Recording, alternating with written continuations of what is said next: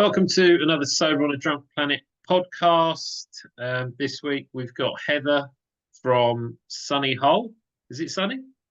It is actually, yeah, it's really nice today. Nice. So are you by the coast, presumably? No, we're by the Humber Estuary, so we're just literally over the Humber Bridge. You come over the Humber Bridge, and I live in the first town off there. So no, it's not a beach, but you can walk by the river, which is nice. I love Do it. that quite often. Yeah. And it's great to have you on. So you've been in the group. Well, how long have you been sober for? 9 months and about 20 days. Okay, not that you're counting. Um, and it's great because I've seen you in the group for all that time as well. So I just thought, you know what, I reached out and I said, look, do you fancy doing the podcast? Because I think you've got some great experiences. Again, like your story's different to mine, your story's different to the last guest. And that's why it's so good to have you on because we get to know you a bit better. We get to know what got you to that decision to stop drinking alcohol. And then the good thing is we can then fast forward a bit because you've just come back from France. Is that right, on holiday? Yeah, we had 2 weeks in the west of France in our touring caravan, which was beautiful. It was lovely. And I didn't drink any alcohol. Which, Which probably goes against what you've done. I guess you've been to France before. yeah, we used to go every year when the kids were little, and we've kind of gone back to it now that they're older. We go without them, and it was always about the wine, the food, but predominantly for me, it was always about the wine. Yeah. But it wasn't this year, which is Nice. great.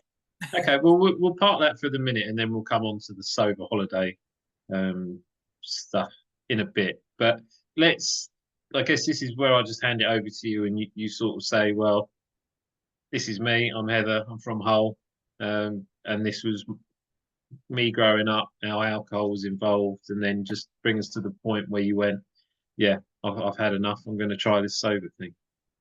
Okay, yeah, as Sean said, I'm Heather from Hull.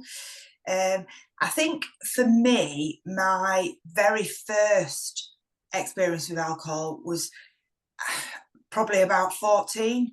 I was with a group of friends. We sneaked a bottle of Bacardi out of my mum and dad's drinks cabinet. I think everybody's there. So that sounds familiar, yeah. Yeah, we got some Coca-Cola to go with it. Went to a friend's house because her parents were away. And over the space of probably 3 or 4 hours between the four of us, drank the whole bottle. So I went home thinking I was perfectly sober, that my mum and dad wouldn't have a clue. And I think the first thing my mum said when I got in the door was, "Have you been drinking?" Because I was kind of like this whole swaying yeah, and kind of from there really, it was I would go out, I would drink on a weekend, not a lot, but it was sort of late 80s. Things weren't as strict as they are now. You didn't need ID. I looked older than I was. I was going in pubs from sort of 16. And it was kind of just the culture. We would go out Friday, Saturday night, get drunk, recover, do it again the next weekend. And it went on like that. Even when I was working, it was just live for the weekend, out all the time, getting drunk. I did, from what I remember, didn't drink much during the week. I was working full time, so I didn't really drink much in a week.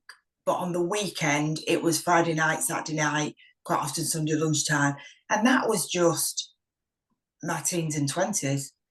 That was just how it was. Everybody did it. You know, we were all having living our best lives, as the phrase goes. It's funny. I can relate to that. That sounds pretty much my drinking as well. Yeah, and at the time, it never occurred to me that it was an issue because that was what everybody did. That was just the norm. I never really did drugs. It wasn't my kind of thing. It was just drinking. And I'm sorry, I will caveat: alcohol is a drug. Yeah, didn't do other drugs. Yeah. Yeah, I didn't smoke weed or take coke or anything like that, just because it wasn't something that I got the opportunity to try, so I never got into it. I think probably with hindsight, if I'd had the opportunity, I probably would have dipped in, because in my 20s, it was very much, well, I live for today, who cares about tomorrow? I'll give anything a try. So yeah, I just wasn't in that circle. It wasn't until I got into my 30s, when I had my kids, that I had to kind of think, oh, I better cut back here a bit. I had a daughter at 31, so it was kind of like, obviously I didn't drink at all when I was pregnant. It wasn't an issue, never had a problem with it. And then I was kind of a bit like, oh, stressful day, I'll have a glass of wine. Then I had a son when I was 34. And then when my son was a year old, my marriage collapsed. So it was kind of a bit like, oh, I'm going through a stressful time, I need a drink. And that was when it started to creep back up again. So it was kind of like the kids would go to the dad's for the weekend. Oh, no kids, I'll go out, I'll party. So it went, for me, it was always about binge drinking. It's always been the binge drink on a weekend, getting absolutely legless. Again, I was out with my single friends. They were doing it, so it was kind of a bit like, who cares, you know? But the older I got, the worse the hangover got. And sometimes I would be into Monday, Tuesday before I started to feel particularly good. Yeah. And little bits of me thought, this isn't really very good. I've got kids. I was by myself, living on my own with the kids. I was working part-time. And there was kind of that niggle at the back of my mind that I thought, actually, I need to knock this on the head. But it would get to Friday night and I think, oh, I'll be all right. I'll do it again this weekend. It'll be fine. And then I met Mike, who I'm married to now. So we've been together 17 years this year. So the kids were still quite little. Mike and I met. He wasn't a big drinker at all. So we would go out, he would drive. He never ever said, you're drinking too much. But I always kind of felt a bit like, if we'd go out for something to eat or something to drink, I would get drunk and he would just have a couple of pints of lager and that'd be it. So I was always kind of a bit like, how the hell does he do that?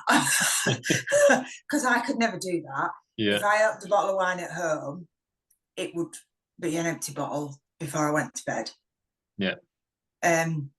We settled down, we decided to move in together. He was really good with the kids. They loved him, I loved him. And I kind of stopped going out because we were happy, we settled, we had our own house. But I was still drinking at home. So I kind of went from partying on a weekend to kind of like, actually, I don't want to go out. I've got a lovely home. We'll watch film. But come Friday night, opening a bottle of wine, and it would always be empty before I went to bed. Yeah. And then it would be Friday and Saturday night, and then it would be Friday and Saturday and Sunday. And then sometimes I think, oh, Thursday's the weekend, I'll have a glass of wine. And it kind of spread and it got more and more. And to be fair, as the kids got older, I would probably say, I mean, Izzy's 22, Ed was 18, I would probably say maybe 8-9 years ago, they would be kind of like, you do drink a lot, Mum. And I would be kind of like, oh, it's all right, it's fine. It's just, I like to have a glass of wine. And then Mike was kind of a bit like, you do actually drink quite a lot, Heather. And I was kind of quite defensive then. I was kind of like, I don't know. I only drink on a weekend. And it was always, they were always kind of really nice about it and not horrible about it. But I always got quite defensive about it. It must feel like a bit of an attack. Yeah. I was initially. kind of a bit like, what? I do all these things to you. I'm your mum. I'm running you here, running you there, doing all this stuff. I deserve a bit of a treat on a weekend. But it kind of set something, I suppose, at the back of my mind that was like, why would they say something like that if they didn't think there was an issue? So for a good year, probably, I kind of mulled it over, and I was thinking, I'll be right, it'll be right. And then, and I can't remember how it came about, but Mike suggested, or I suggested, we do dry January. Because always, December was always drank every night. It was Christmas. The calories didn't count. The units didn't count. We were doing stuff. We were going places. So it was kind of like throughout December, I would always drink most nights. Yeah. And the kids would be like, Mum, just knock it on the head. And I'd be like, oh, it's fine. It's Christmas. You know, I'll do it after Christmas. I'll do it after Christmas. So we decided to do dry January. I would probably say, I think it's about 6 years ago. And I did it. Did 30 days, 31 days. Didn't have a problem. Quite happy. It was at that point that Mike stopped drinking altogether. So he was like, actually, do you know what, Hev? I'm not going to get back on the wagon, on the bandwagon. I've done 30 days, didn't miss it, don't need it. I'm going to stop altogether. Yeah. And I was like, and I was kind of a bit like, you know, that whole, yeah, okay, good for you. Yeah. So, which, again, there was no pressure from him for me to stop. But I think, again, it put something in my head that I was like, why can he do it and I can't? I guess it shines a bit of a mirror, doesn't it? Yeah.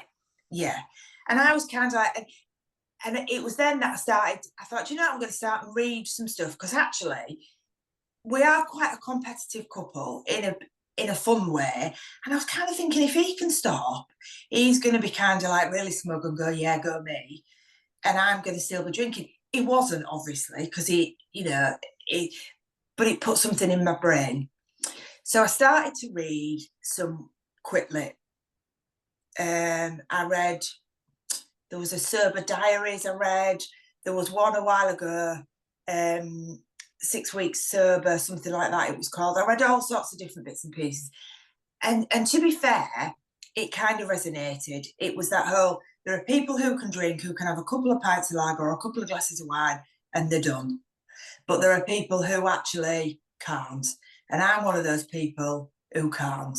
When I drink, I drink. And I have this really amazing capacity to go from appearing relatively sober to being absolutely, totally legless in the space of about 20 minutes. So I literally go from, I'm fine, I'm a bit giddy, to actually, I can barely talk and I'm laid on the sofa. Yeah. And that for me was kind of a bit like, yeah, I'm getting into my 40s now. I maybe need to just think about cutting back. So I did sober October, I did dry January for 2 or 3 years. I did the month. I would then start drinking again. I would then looking at moderating. So I would be like, right, I'll only drink on a Friday and Saturday night. Didn't work, obviously. So it would then come to the summer. We'd be on holiday. We'd be going to France. We'd be going on, going to Mallorca. It was all inclusive. Why wouldn't I drink? But I was always conscious of, I best steady on here because I don't want to get too drunk. Yeah. Always kind of looking back, even though I didn't class myself as a problem drinker, I clearly was. But in my head, because I didn't wake up and drink, and because I wasn't alcohol dependent every day, it was fine. It's funny when you say those two things, that they almost contradict each other, because a problem drinker is someone where alcohol causes you a problem. And it sounds, with everything you've just said, like it's very similar to me as well. I binge drink.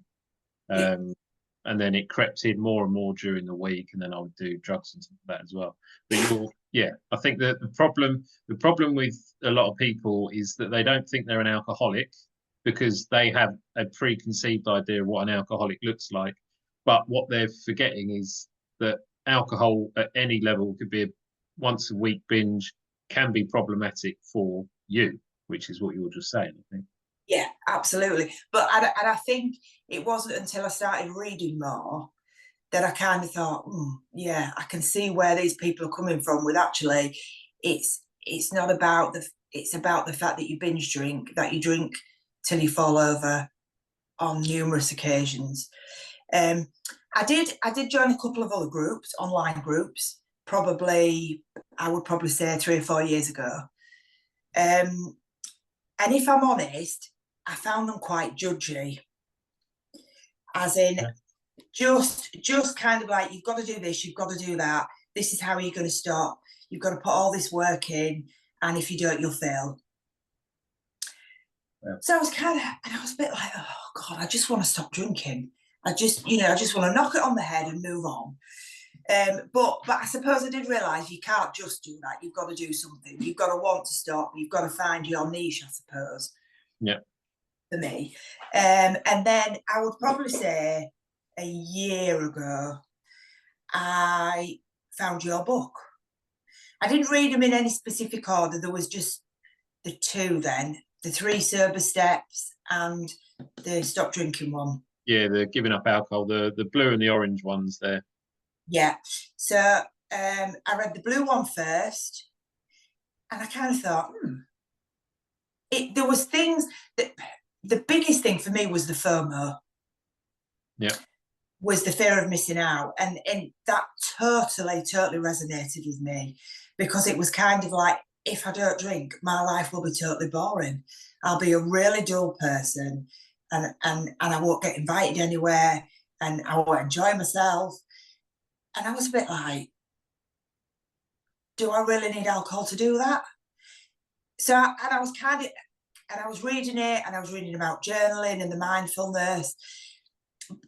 And I was kind of like, I need to try this at some point. So I read the second book, and then I kind of thought, I'm not ready yet. But then I had my big moment of, unfortunately, my son's 18th birthday last year. And without going into detail, made a complete and utter tit of myself in front of him and his girlfriend and my husband and my daughter. And the day after his birthday, I had to apologise to them all for my behaviour. And I think that's something that pretty much 99.9% of the people who listen to this podcast will relate to. As soon as you say that thing that you don't want to repeat because you'll cringe and die again inside, I'm thinking about all the things that I've done while you're saying that. Yeah, absolutely. And I think the fact that my children were grown up and they could see it, and I was so embarrassed, and my son was embarrassed. I mean, his girlfriend, bless her, was brilliant. She was like, oh, it doesn't matter. And I was like, no, it does. It was just awful. So it was at that point that I thought, right, I need to knock this on the head. I need to read as much as I can. I need to join a group. I need to stop. It took me until the 3rd of November, and my son's birthday is beginning of October. But I read and read and read and read and read, and joined Sober on a Drunk Planet. And I will add, during all this time, I was still drinking. So I was I'd gone away for a few days with my mum and my sister and my daughter, and I was still drinking. And on the Friday morning we were due to leave, I had a terrible, terrible night's sleep, because the alcohol really affects my sleep really badly. And I was absolutely knackered. And I woke up that morning and I thought, I've had a week away to relax, and actually I haven't relaxed at all, because I haven't slept, I've been drunk. It's just not been a relaxing holiday. It was lovely. I had a nice time with my family, and at that I can see it in my head. I woke up that moment and I thought, I'm stopping drinking. And that was it. That was the 3rd of November last year. I haven't touched a drop since. And this is what I call the sober tipping point. It's that point where we all get sick and tired of feeling sick and tired. And like, I think someone said to me once before, it was the pain of having another drink was less painful than the thought of getting sober. But it sounds like, from everything that you said, it's not just a 2 or 3 month decision that's led to this. It's 10, 15 years almost. Yeah, absolutely. So I got home on the Friday, and I sat down with Mike, and I said, I'm stopping drinking. And he went, okay. And I expected the whole, oh yeah, I've been here before. But bless him, he was like, what do you need me to do? How can I help? So I was like, just when I say I want a drink, tell me I don't want a drink. But for me, it was, I knew I had to do it in me as much as he wanted me to do it, as much as my kids wanted me to do it. I knew I had to do it. I knew I had to. And for me, it was my why. I wanted to stop drinking because I knew if I didn't, I would end up in a situation like I was on my son's birthday, that I would embarrass myself. And I listed all the things. It's expensive, it's not good for you, massively affects your sleep, all those kind of things. So I wrote out a list of all the things that were negative about alcohol. And that was my why. And put it in my handbag and took it with me everywhere. Nice. That's good. Joined the group, posted on the group for accountability. Everybody was lovely, really supportive. People kind of giving tips. I was reading what other people were doing, and that was really like encouraging. And I just took it one day at a time. Yeah. It's not been easy. I would say the first month was relatively okay because I'd done a month before, so I knew I could do a month. Yeah. It was after that it started to get a bit tricky. And obviously it was Christmas because I stopped in November.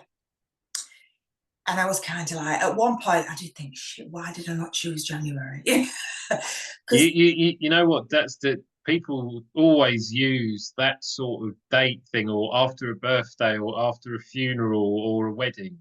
But you're right. I think when you've reached that point, you've reached that point. It doesn't matter when. And I had my first alcohol-free Christmas since I was probably 16, and I'm now 53. And let's just sort of expand on an alcohol-free Christmas, because I've had 6 of them now. How did you find your first alcohol-free Christmas? I had an absolute brilliant time. It was fantastic. I prepared. So I bought in some alcohol-free Prosecco and some alcohol-free lager. I also bought a selection of squashes and tonics to give myself options. As it transpired, I didn't need it as much as I thought I would. But I think that was because everybody knew. So I was with my parents, my family, my friends, my close friends had said, I'm not drinking this Christmas. And they were like, right, okay, that's fine. So it was no big deal. My husband doesn't drink anyway. My parents don't really drink. My dad's not very well, so he wasn't drinking. My mum wasn't drinking because everybody else wasn't drinking. She can very much take it or leave it. The kids, grown-up kids, obviously, they're not big drinkers. I think they maybe had between them a can of lager, and that was about it. They weren't bothered. And again, they said, if it helps us not drinking, we'll not, helps you, us not drinking. And I was kind of like, no, it's absolutely fine. I had a great time. Didn't miss out on a dicky bird. It was brilliant. Yeah, sorry, go on. I cooked Christmas dinner for 8 of us. We played games. We had party hats. We had those little hats on sticks and all those kind of funny things to take for, and fake moustaches. And yeah, it was great. It was brilliant. It's funny, isn't it? I think the problem for people is when they're getting sober is that they worry about things in the future too much. But actually, now that you've got lived experience of having an alcohol-free Christmas, like the things that I noticed, I caused chaos most Christmas mornings, because Christmas Eve always used to be our biggest drinking night for some reason. So I was always hungover, ill. I could never really eat Christmas, and everyone was just a bit annoyed at me. My other cousins would be hungover sometimes as well. But yeah, just being able to be present with family, have good food, and enjoy the food, and do all the things that you can do. and then wake up on Boxing Day without a hangover. I mean, Uh, I don't know yeah, why it took me so long to see all that as a great thing. took me longer. I think Yeah.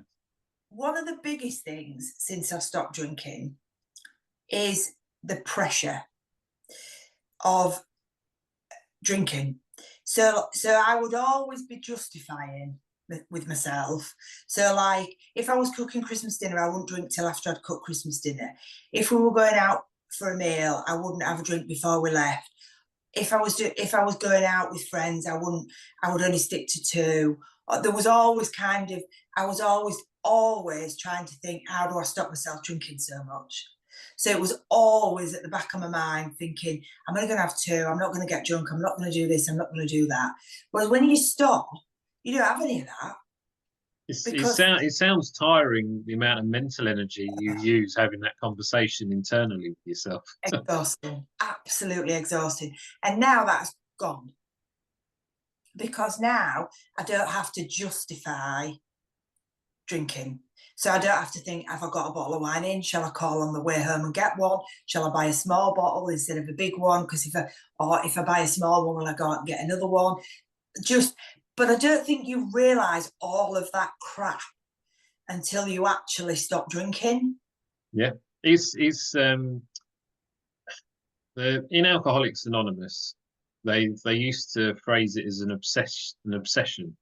And when you actually look at the way that you think about alcohol, and for any other people watching other drugs as well, there is a bit of an obsession around how you think about it, and it Yeah. is tiring. So once you free yourself from that mini obsession, then you've got all that mental energy and emotional energy to put into positive things.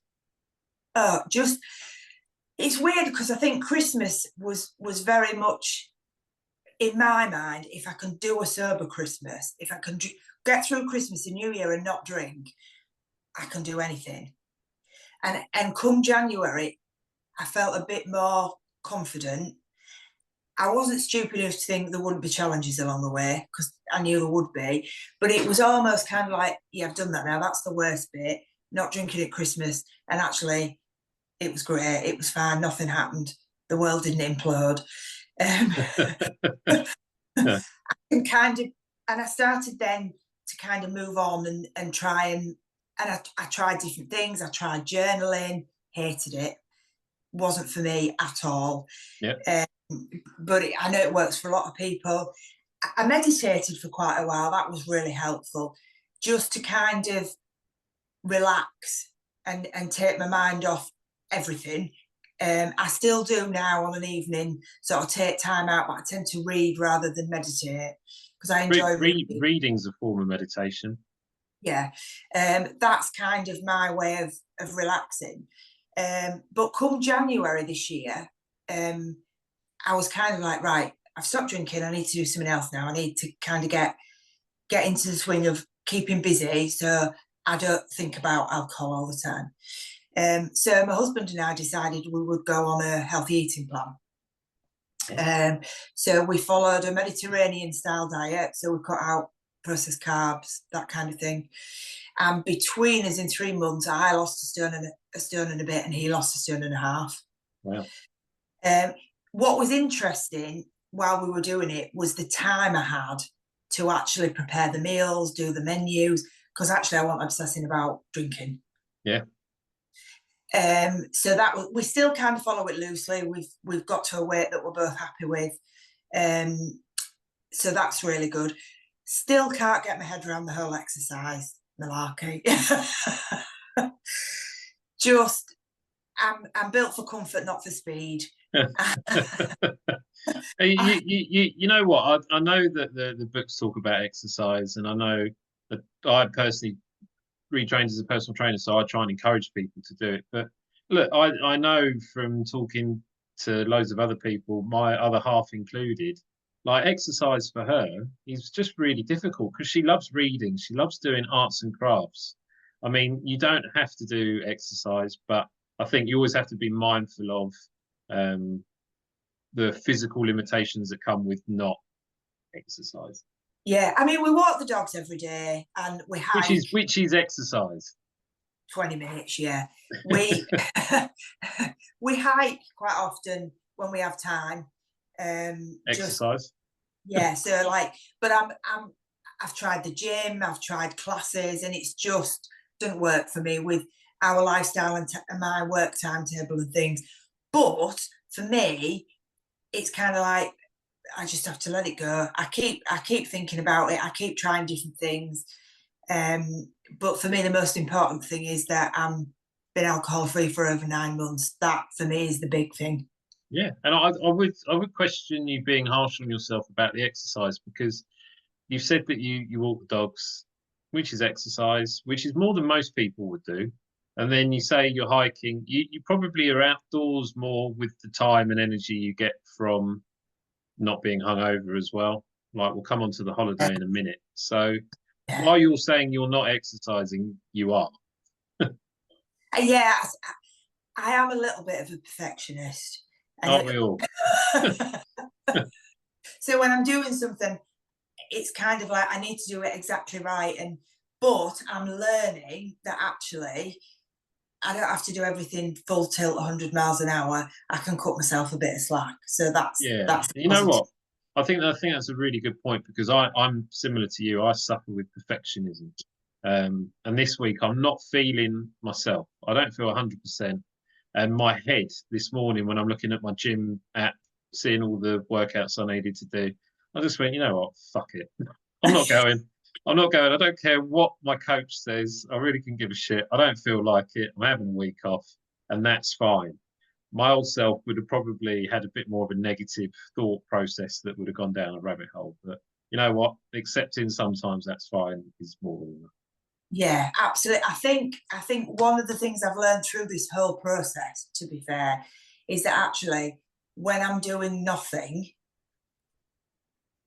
and I don't mean sat laid there, when I'm doing stuff for me, I'm not doing nothing. So if I'm sat reading, or if I'm painting my nails, or if I go and have a massage, which I can now do because all the money I'm saving from not drinking, Yeah. it's not a waste of time. No, And I definitely not. and I think me looking after me is something that now I'm not drinking all the time. I kind of think actually, yeah, that's really important. As a mum, you tend to forget that, I think, quite a lot. So like me drinking was my time out for myself. That was being kind to myself. Clearly it wasn't. So now I'm not drinking. It's okay, right? I'm gonna do something good for me. I'm gonna go and have a massage. I'm gonna read a book. I'm gonna go book into a hotel with Mike for a night just to relax. Those are the kind of things that we do more of now because I'm not drinking. Yeah. It's funny. It's again, it sounds similar because, and it is probably a point I'm reflecting on, because me and April are quite different. I love exercising. I love playing golf. I love being outdoors. She loves her arts and crafts. She loves doing her nails. And they're things that she enjoys doing when she's sober. She's been sober for 5.5 years. But sometimes I'm a bit militant, like, oh, you do some exercise. But actually, having the conversation with you just reminds me not everyone has to be the same and has to love exercise, because for most of my life I didn't like exercise, so I sort of get it and I understand it. Yeah, and it's just a good point to make, is that as long as you're doing things that self-care, like I love spa days. So like when you say go and get your nails done, I'll go and have a facial because I'm not getting any younger. And these things are just pampering me. So I actually genuinely feel recharged after it.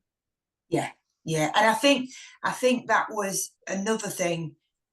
My first alcohol-free holiday. Well, I've had two this year, actually.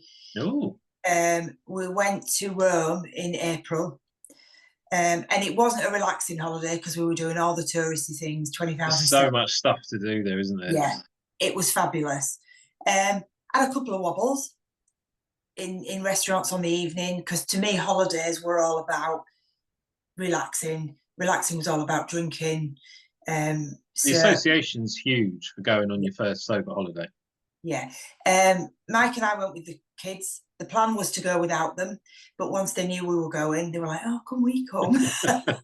Yeah. Yeah. So we had an absolute whale of a time, and I remember it all. I didn't touch alcohol. As I say, I had a couple of wobbles where I kind of thought, actually, it'd be really nice now to have a glass of wine. And I just said to myself, go back to your why. Why do you not drink anymore? And it's kind of like, because when you start, you can't stop. What have you achieved over the last few months? Actually, yeah, I'm feeling a lot better. Went through all the things. I'm sleeping a lot better. I've lost weight.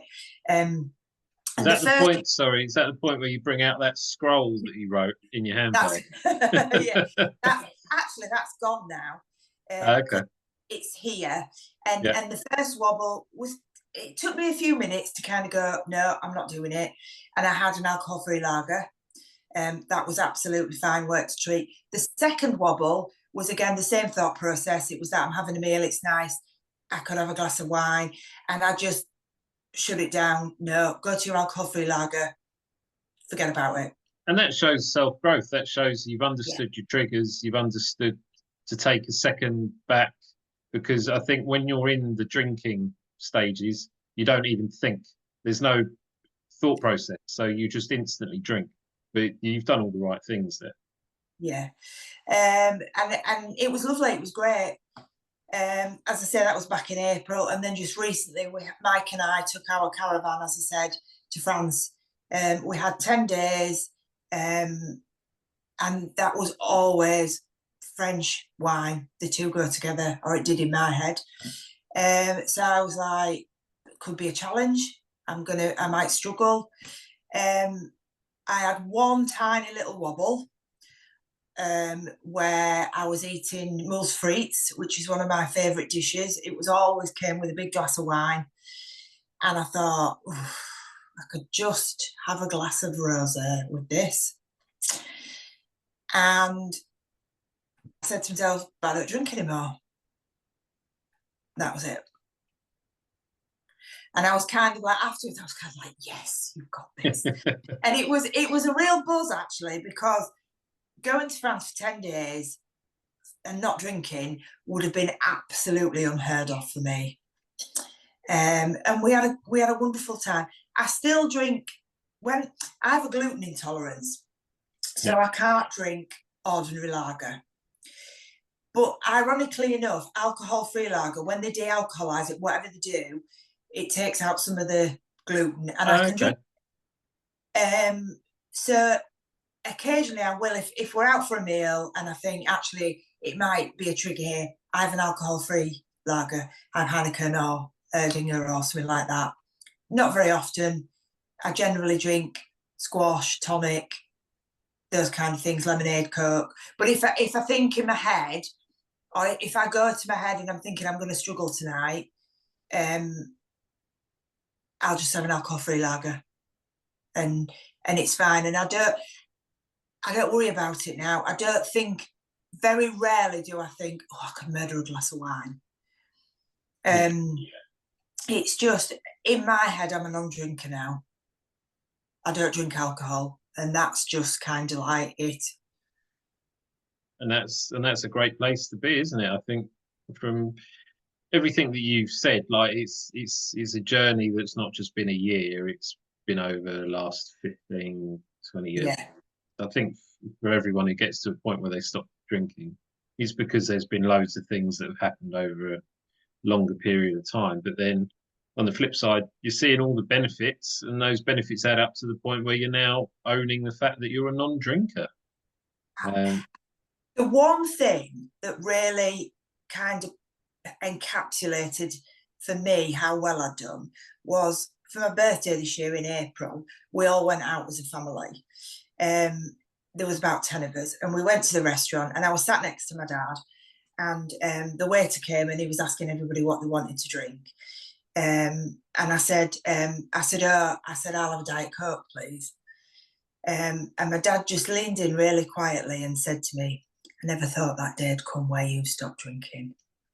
Just so nobody else could. So he'd obviously, I knew in my head he had worries, and he's not very demonstrative, my dad. He's not, he just says things every now and again. But that for me was kind of yeah, I'm done now.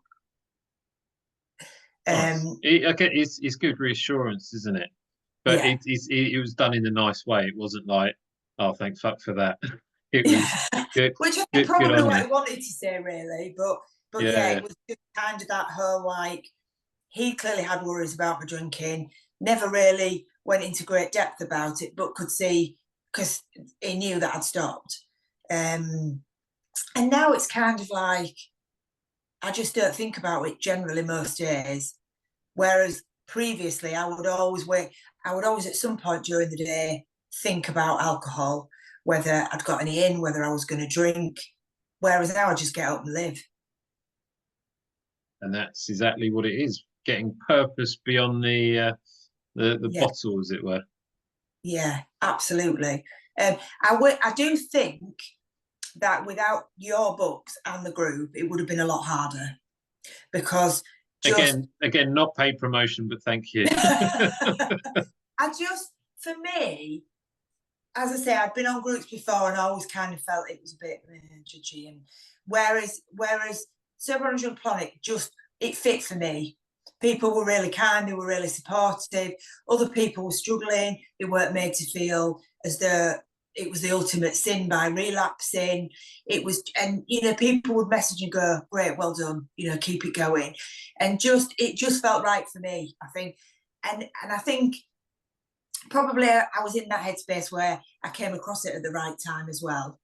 Yeah, it's like reading a book. Like, I read books at certain points in my life, and they stick with me forever because they were written for me at that period of time. I could read it another time and it wouldn't quite make any sense. Yeah, yeah, absolutely. The other thing now is I'm not embarrassed. I don't know why I was, but to tell people that I don't drink, it's kind of a bit like, I'm not going to tell anybody, because then if I relapse, I'll look stupid. Whereas now, I'm like, I don't drink.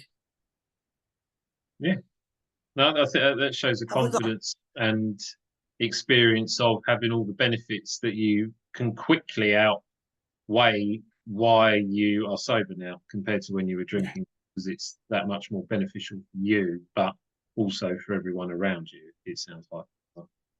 Yeah, absolutely, absolutely. That's me in a nutshell. It's great because, like, the whole point of these podcasts, and like I said to you before we came on, was the variety in the group. Is the group's not going to be for everyone. Like, you've been in other groups before and you said it just didn't fit. And that's the whole beauty now of finding a sober community, is that there are so many different ones out there, that you just need to keep trying until you find the right one. At the end of the day, like, I don't care if there's two people. There has to be two people to make it a group, so I have to say that as a minimum. Or to be honest, say a million people, but you're not going to get a million like-minded people. Like, the sober communities now have such a niche within a niche, that it's just great that you found it a positive group, because I think at the end of the day, however people want to recover, they need to be supported as long as they're doing something.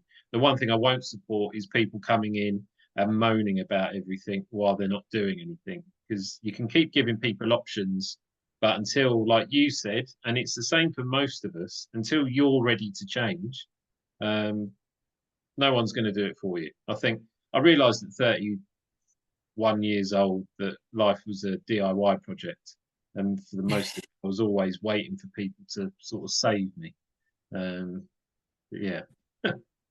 I think for me it's that if nothing changes, nothing changes. My favourite quote.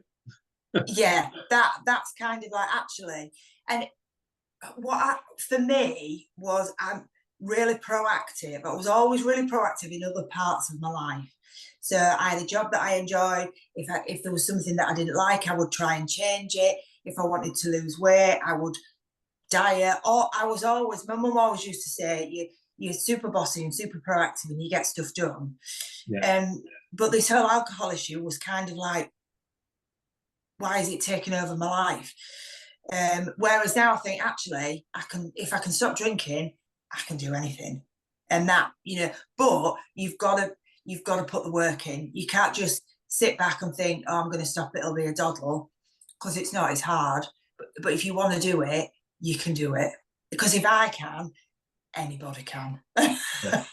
Absolutely. I think that that's a good point to make. I mean, complacency is something that I learned early on in my sobriety by going to AA meetings, and AA meetings are quite intense because life is about being sober. For me personally, I think getting the balance right, knowing that you have to stay sober in a planet obsessed with alcohol, is where the group's good, because there's enough people in there asking questions and just enough content to sort of keep sobriety top of mind. So you know that actually, yeah, these are the reasons why I'm still doing this, and I'm 2, 3, 4, 5, 6 months, 7, 8, 9 years down the line, because it's so readily available. And life is tough, even in sobriety. Yeah. When your whole life has been triggered to respond with a drink, that is always innate within who you are. That's something you will potentially always have to fight.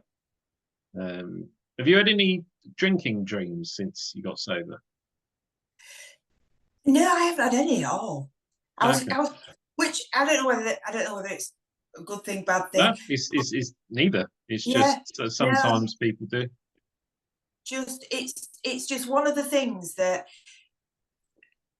I think, from a sleep point of view, my sleep was always so bad. And then when I stopped drinking, just that is one of the, probably, along with all the other stuff of the cost and, you know, the obsession with alcohol, for me is the sleep is just, and it's not the fact that I sleep particularly longer, I just sleep better. Yeah. So I can survive on like 5 hours if I need to, if I'm up early or go to bed late, but actually I still wake up refreshed. Yeah. And that, It's I'm still not a morning person at all. My alarm goes off at 7 and Mike has to drag me out of bed because I just do like a lion. But the quality of my sleep is so much better. That's massive. yeah. You know what? I completely agree. Like, I just go to bed roughly 9:30, 10 o'clock most nights, and I wake up naturally most mornings. So 7ish. If I do have to get up early, I struggle these days. But it's good. Like, the more you sleep, the better everything else is. But it is great listening to your story, because I can't.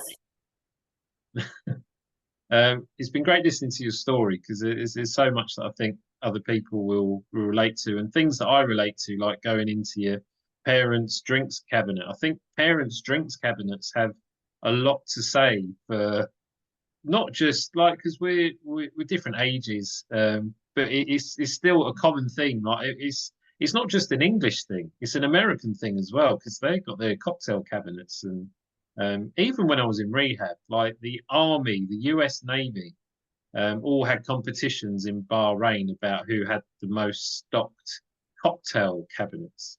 And I'm like, no wonder you all got DUIs.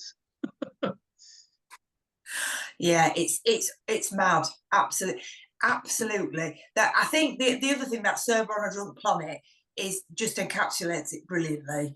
It's just because everywhere you look, and I think having read the book and stopped drinking, you observe it more. Adverts on the telly, kids talking about it, everything evolves around alcohol.